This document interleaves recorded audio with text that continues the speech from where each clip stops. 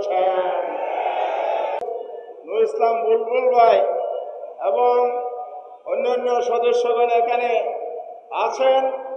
আক্তার সাহেব আছেন এনসিপির, ওনারাও রাজপথে সামিল হয়েছেন। সংসদ থেকে রাজপথে কেন এর জবাব হলো, এদেশে 12 তারিখ একটা নির্বাচন হয়েছে। একই নির্বাচন কমিশন একই তফসিলের অধীনে একই দিনে 2টি ভোট হয়েছে। জনগণ ভোট দিয়েছে কিসে? একটা হলো জাতীয় সংসদ গঠনের জন্য, দ্বিতীয় ভোট দিয়েছে সংবিধান সংস্কার পরিষদ গঠন করে সংস্কার বাস্তবায়নের জন্য।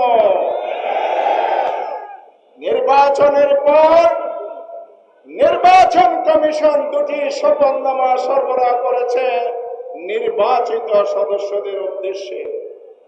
একটি শপথ সংসদ গঠনের জন্য সংসদ সদস্যদের শপথ, দ্বিতীয় শপথ হচ্ছে সংবিধান সংস্কার পরিষদ গঠনের জন্য সংসদের সংবিধান সংস্কার পরিষদের সদস্যের শপথ।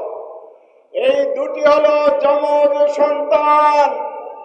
ভাইফোঁটা 12 ফেব্রুয়ারি 26-এর নির্বাচন, কিন্তু বিএনপি সুকৌশলে সংসদে শপথ নিয়েছেন, সাংবিধানিক পরিষদের শপথ নেন নাই।